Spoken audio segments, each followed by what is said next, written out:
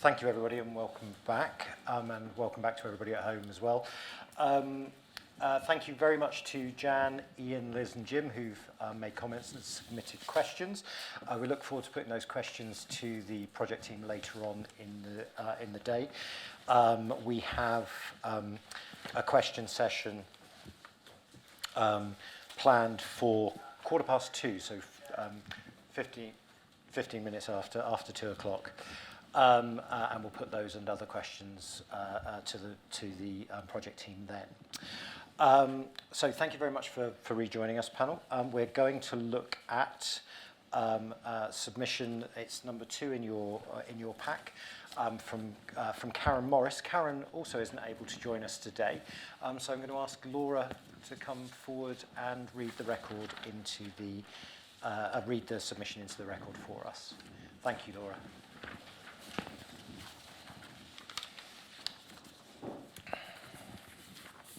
My name is Laura Dover. I'm a management trainee with NHS Lanarkshire, and I've been asked to read Karen Morris's submission, which was received on the 26th of February 2020, and it's entitled Considering the Wider Impact on the Health of Monklands Communities in the Event of Relocation of Acute Health Services to Gartcosh. During the previous consultation, the scoring favoured the Gartcosh site over Glen Mavis. One significant area which weighted the scoring was the proximity of a rail link from Glasgow, facilitating the travel arrangements of, in particular, junior doctors to the Gartcosh site. However, little or no consideration seems to have been given to not only the travel arrangements of those much further down the pay scale who depend on the proximity of their place of work, in this case University Hospital Monklands, to their communities, but also the livelihoods and ultimately the future health outcomes. This is no doubt because the skills they bring to their work are seen as commonplace to be found in plentiful supply in any community. This in itself is a tacit acknowledgement that over time the workforce will change and no longer be drawn from communities in Airdrie and around the current hospital, but from those around Gartcosh, Muirhead, Garthamlock and Easterhouse. Clearly, it currently is not seen to matter where these strata of the workforce come from, but in the long run, it surely will. As the district, and Airdrie in particular, has seen most of its major employers move out of the area or close down, University Hospital Monklands is now the biggest employer in the area, supporting or helping to support thousands of families in the area around the hospital. There was a clear graphic in the literature for the previous consultation depicting the geographical distribution of staff, with most staff living within 2 to 3 miles of the hospital. And given the levels of deprivation in Monklands, there are not likely to be too many doctors among that demographic. These are those for whom it is either impractical or unaffordable to travel any significant distance to work. Indeed, for many who work shifts, it is imperative that their place of work is within easy walking distance. While there will no doubt be some plans to allow, at least theoretically, existing staff accessibility to their new place of work, it seems inevitable that significant numbers of lower paid staff, finding the additional travelling an unsustainable burden, will have little choice but to drop out of their employment at Gartcosh and will struggle to find alternative employment as close to home as they need it. Indeed, increased travelling expenses may see many experience a de facto cut in wages. The links between poverty and poor health outcomes are very well established and have been widely acknowledged for many years. Quite simply, to move the hospital as far away from Airdrie as is possible is surely folly. Airdrie and some of its satellite villages, notably Thrashbush, Airdrie North, Plains and Caldercrooks, are among the most deprived communities in Scotland. The same cannot be said for the communities from which a future Gartcosh workforce would inevitably be drawn.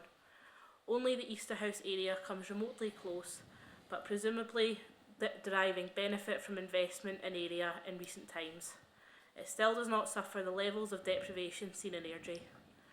Moving the hospital away will surely exacerbate the already acute problems associated with poverty and their knock-on effect on the health of those communities, with the British Medical Association highlighting that this negative cycle starts even before birth.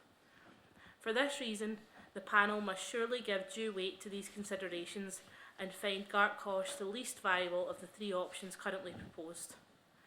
While again, much was made in the original consultation of travel times between NHS Lanarkshire hospitals being key to survival rates in acutely ill patients, this seems to be echoing the days before the ABC method of assessing trauma patients was widely adopted, namely treating the obvious injuries at the expense of the potentially more serious but occult conditions. While not downplaying the importance of quick and easy access between the various centres of excellence in our various hospitals, the board also has a duty to consider the long-term health implications to all its service users. I would expect NHS Lanarkshire to be aware of all the issues that I have highlighted here, but should any member of the panel require or desire some further evidence of my assertions, the following publications may be of use. Thank you, Laura. Thank you very much.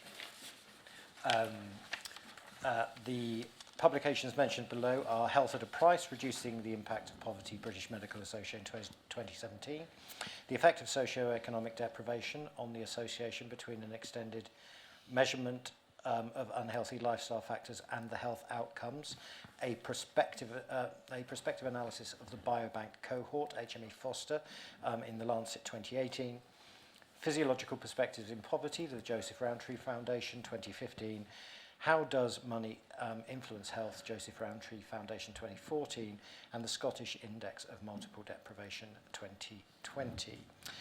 I think there are 2 points that I'd like to raise in terms of process before we move to discussion.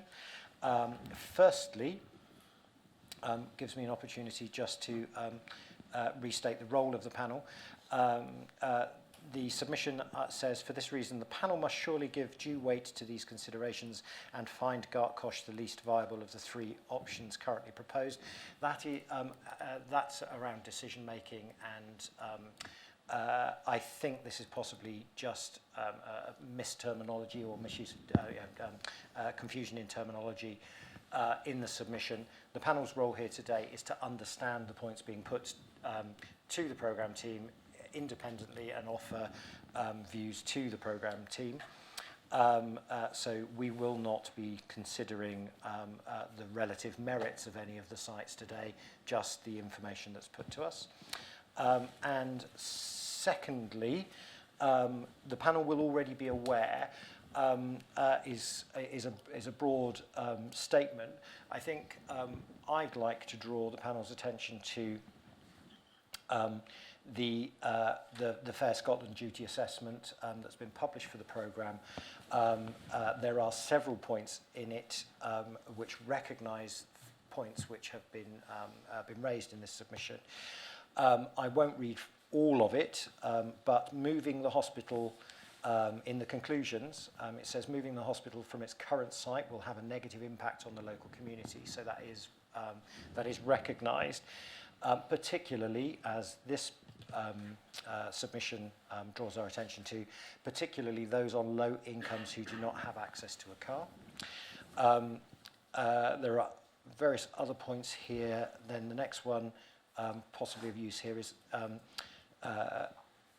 the transport needs to facilitate lower paid staff to maintain employment at the new hospital, ensuring that they're not disadvantaged by the costs of travel and minimise the impact of travelling time, and facilitate training opportunities for those most socio-economically disadvantaged areas to allow them to benefit from new construction and jobs at the new hospital, so wherever that may be.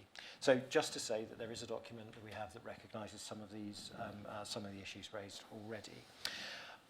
We heard during the first submission, we heard from Sahari in some illuminating detail about the impact of health inequalities and the effect of health inequalities. I wonder, Isabel, can we come to you first to here we're talking largely about employment. We know from Sahari that really does affect people's standard of health and the health inequalities that they face. I wonder if we could, I know it's very difficult, but if we can kind of isolate the the economic and employment issues? Is that something that you'd feel comfortable commenting on? I think the submission can make some, very important, significant points. And for me, yes, you're right about the continued employment of, low-wage people who predominantly from the Airdrie area. And I think it's important that we give due consideration to those issues that she's raising. I think that the longer term impact on making sure that those people can actually still maintain their jobs, keep income coming into their homes and families, is very, very significant. I think we need to just really pay some sort of consideration to the fact that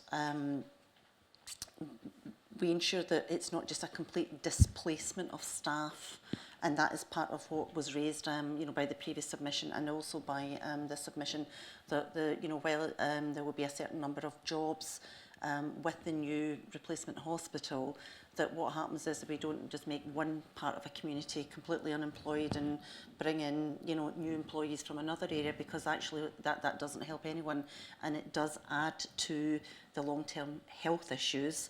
The impact on, children, families, education from people with, no role to play. It cannot be underestimated, and it's really, really important that we actually protect the people who have those jobs at the moment. And I think that that's one of the things that we have to look at. Have we given due consideration to the moving of staff to a new location, and what is the least disruptive for those people? Thank you very much.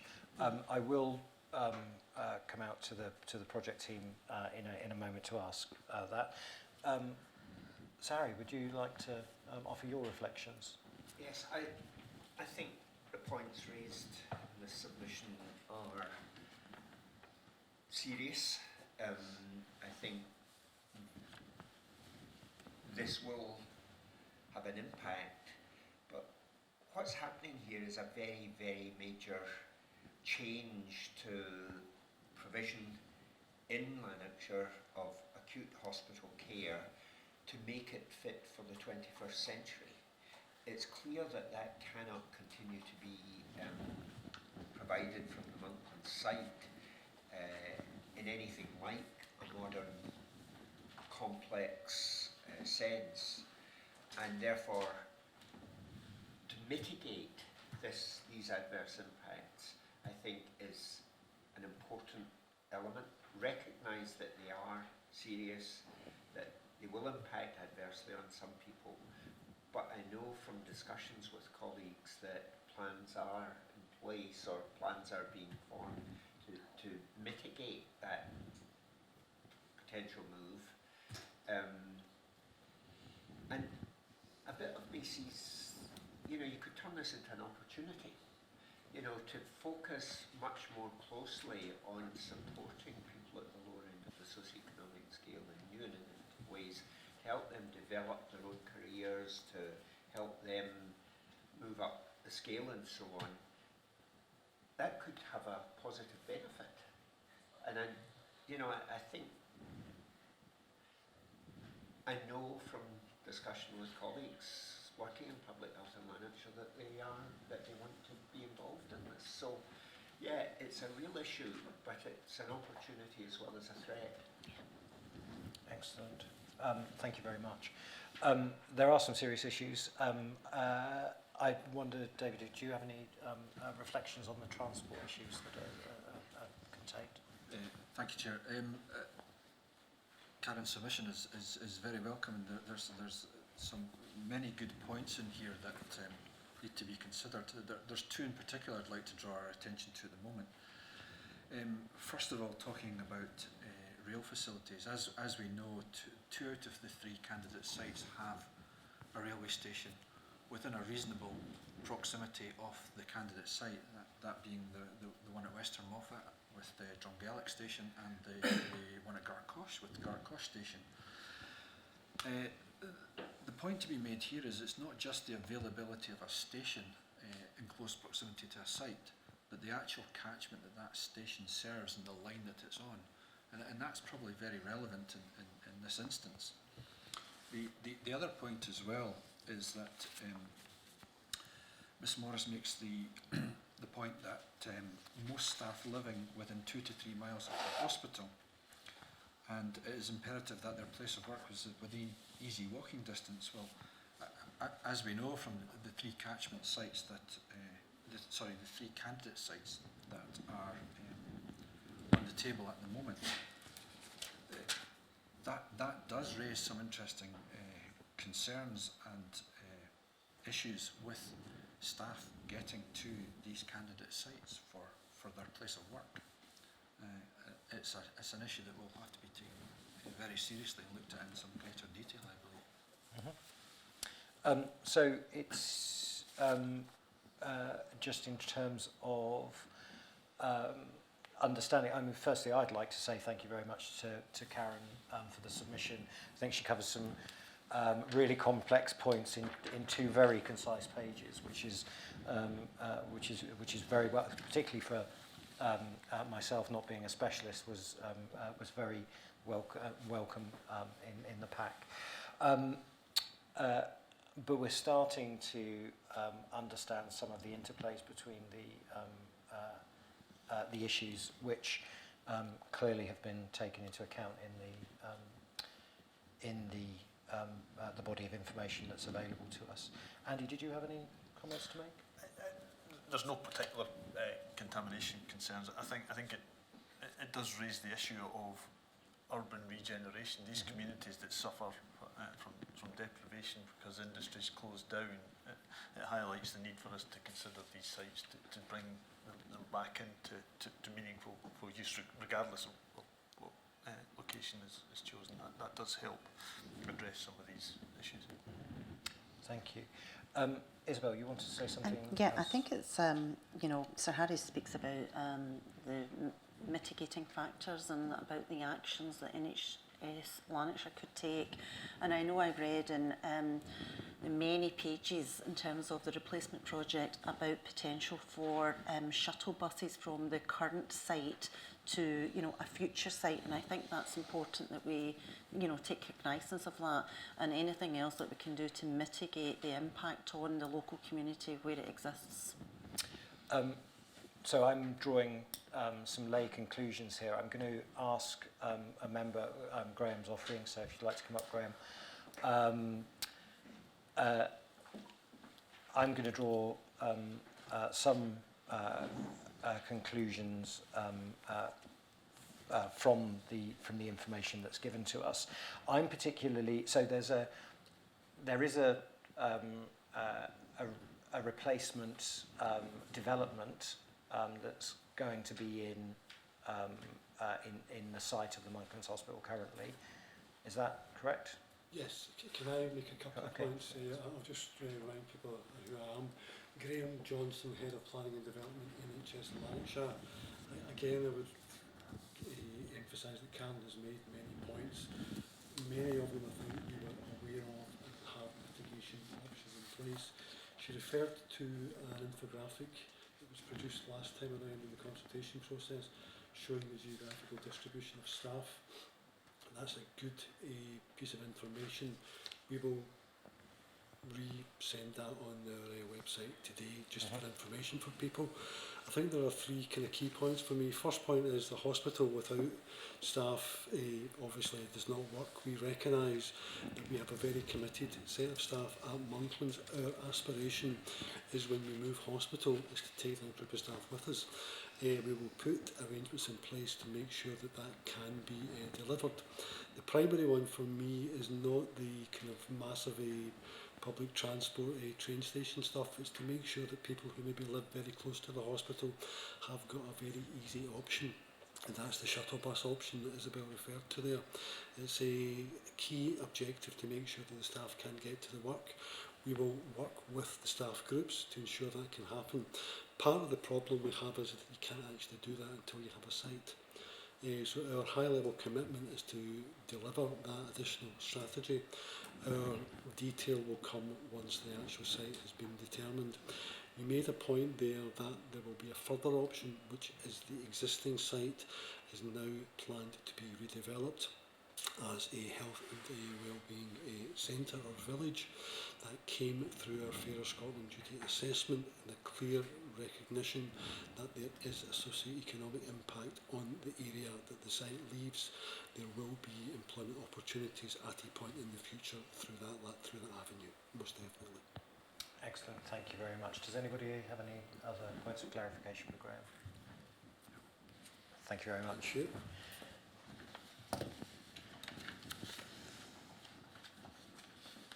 Oh, I think the one of the interesting points for me in reading that is the extra time or whatever that it might take a member of staff to get to work, and whether they can sustain that over a period of time to maintain their employment. But that's clearly recognised in the impact assessment, and it's nice to see plans already developing to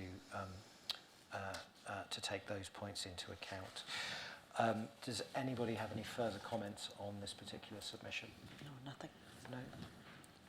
Okay. Shall we move straight on to submission? I think we were going to take submission 4 first, if that's okay. So again, we've got Craig this time, who's going to read it into the record for us. And just to say thank you again to Karen Morris for having made such a illuminating and succinct contribution to today's proceedings. Craig, welcome. Thank you. Would you like to introduce yourself for the record and then read Isabel Kelly's? I will indeed, yeah. My name's Craig Mackay, I'm Communications Manager at NHS Lancashire, and I bring the submission from Isabel Kelly. It was received on the 21st of February 2020. Dear MRP team, please find my observations and information below. I'm very concerned with the interference and politicisation attached to this process.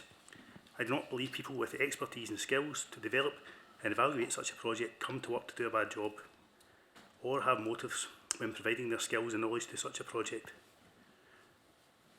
The rhetoric by certain politicians has caused great concerns to members of the public who want the best decision for the population within the catchment area this hospital serves.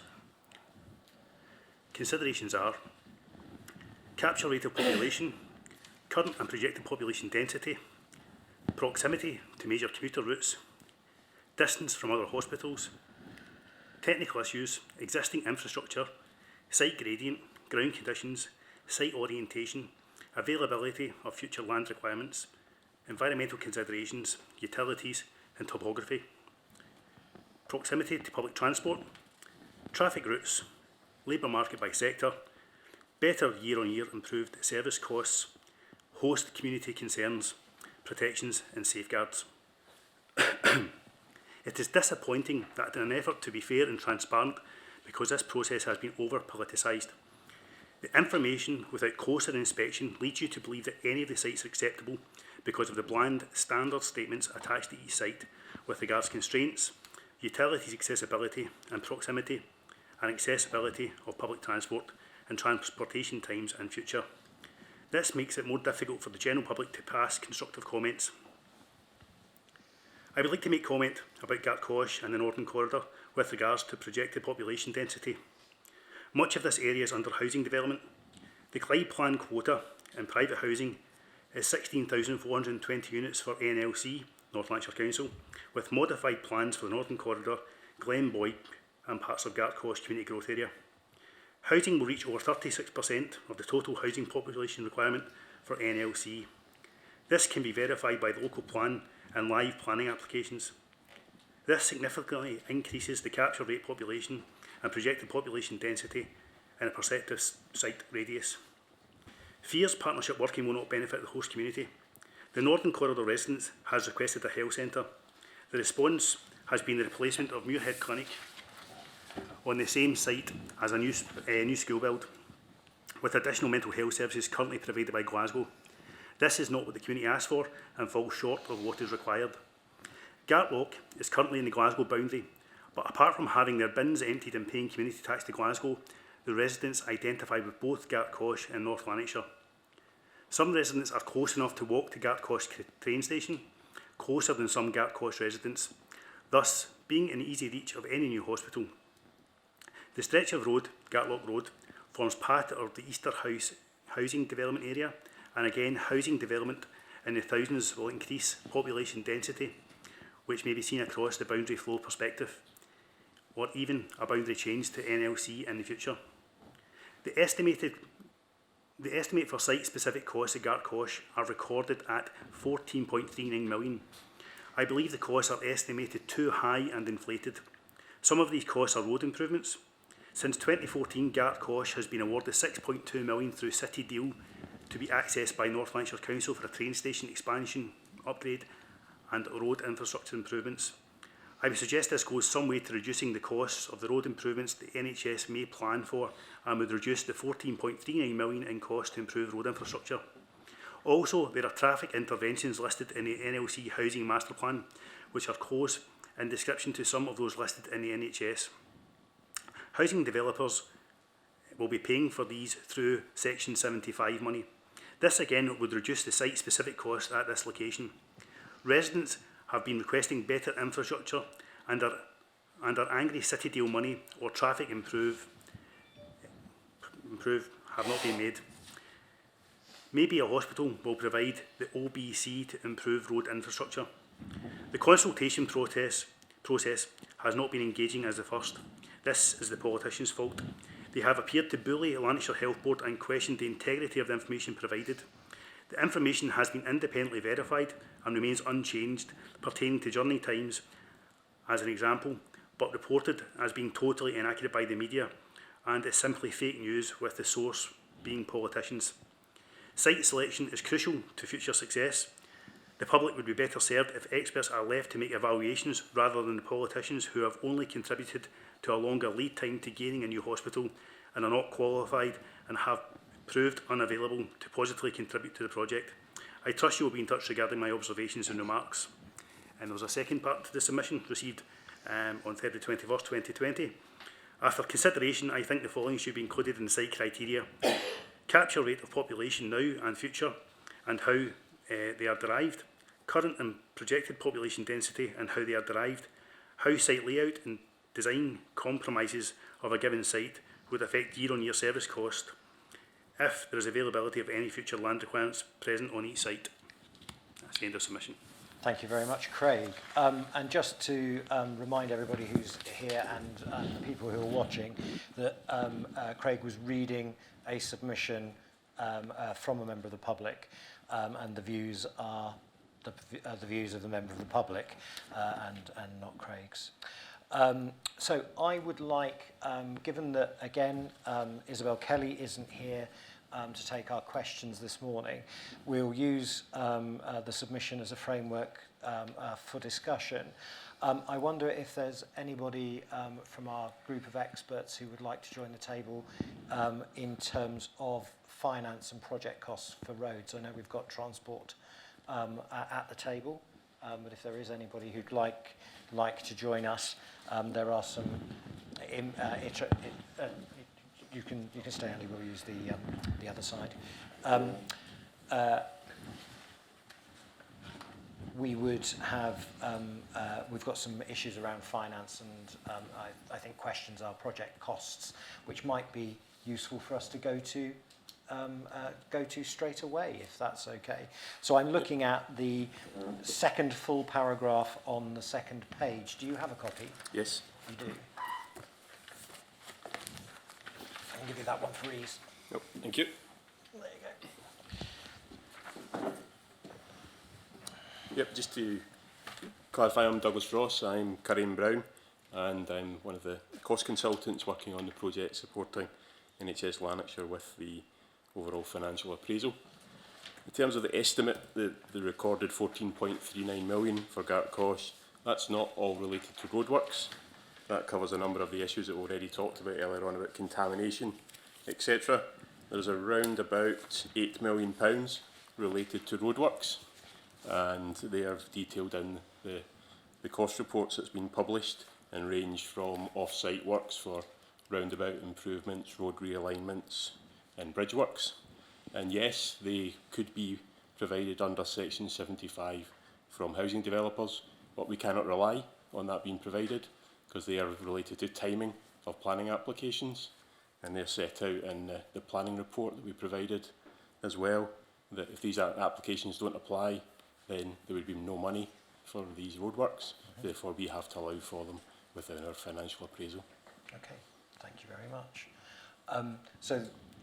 And that's the same for all 3 sites? That's the same for all 3 sites. So you've used the same way of measuring for each Yes. of the 3 sites, so there's no disadvantage? There's no disadvantage, no betterment for each of the sites. They've all been treated equally.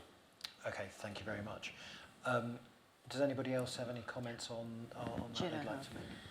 Can I just draw your attention to the submission, probably around about the same paragraph where Isabel Kelly mentions the 6.2 million from the city deal. Can you just explore for us and tell us where that's built in, and is that in addition to the 14.39 million, or is that part of the 14.39 million?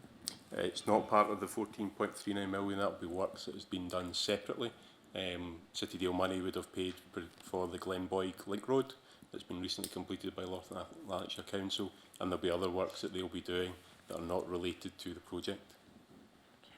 So there's probably an overall cost there that hits towards 20 million, if that would be in terms of a whole road replacement site. Yes, Yeah. but they're not necessarily related to the project. They'll be for the wider development of Gartcosh. Yeah. Okay. So just to summarise for my own understanding, £14.39 million is the figure for is the project team's figure. For developing the site. There is a possibility that the actual costs of that might not be so high because some of it could be covered by Section 75 money through housing developers. Correct, yeah. Okay. And is there any idea, it might not be important or relevant, but is there any idea about how much of that 14.39 million might be covered off?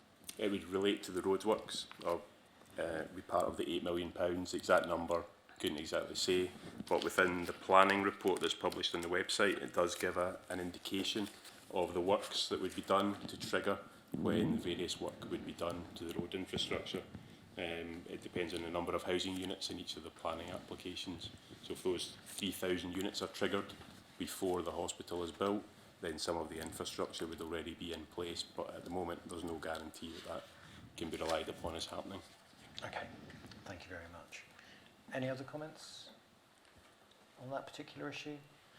Isabel, is there anything else in the submission that you'd like to draw our attention to? Yeah, I suppose it was part of the original submission that came from the elected officials, and they did question some of the costs ranging from about 17.5 million to 20 million for various bits of the site. Can you clarify for us just about where those, why the costs are so wide-ranging?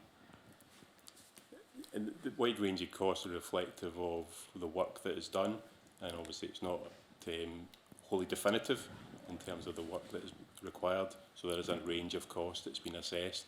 Each of the sites have a range of costs that's been assessed, and have all been assessed on a like-for-like basis. And we have your assurances it's like-for-like basis? Absolutely. Yeah, and I think some of those original comments predate some of the additional Investigation investigation. works Yes, that were done. but I just yeah. want to make sure we're clear that they Yes. are predating it, that's they're fine. pre- Right, yeah. yeah. I think it's worth reiterating that at this point we're here to make sure that the evidence that the decision makers will take into account is reliable. Yep. And to test some of that through the points raised by in the submissions. And we also have that additional thing to provide some insight and comment on the measures that are used to assess it at the end of the day. Are there any other points that other experts would like to make in the room? Anybody on the panel? Yes, Chair. David. I think Isabel Kelly's submission makes a couple of interesting observations that is worth drawing everyone's attention to. I agree that the information that's provided can be overwhelming at times. There's a lot of technical information out there, and I suppose our duty as experts is to provide that information in an impartial manner, in a consistent manner that everyone can treat the same way. She mentions that there's plan standard statements attached to each site, and I would agree with that assertion. And this is down to the fact that we have to be impartial, and we should be impartial, and present the information as same and standard and consistent approach to enable everyone to come to their own conclusions on the information that's in front of them. In addition, there's talk about some of the numbers in here and the road infrastructure costs, etc. What I would point to is that your development must mitigate its impact of its development, notwithstanding the measures that may be provided by other developments, such as the housing developments in and around the Gartcosh area. So it's an important point to bear in mind. Thank you very much. Are there any other points that we need to that are raised that we need to cover? Looking around the room, no. Okay, thank you very much, everybody, and thank you very much to Isabel Kelly for that submission. We will take a 5-minute break, and then we will come back for our final submission. Thank you very much.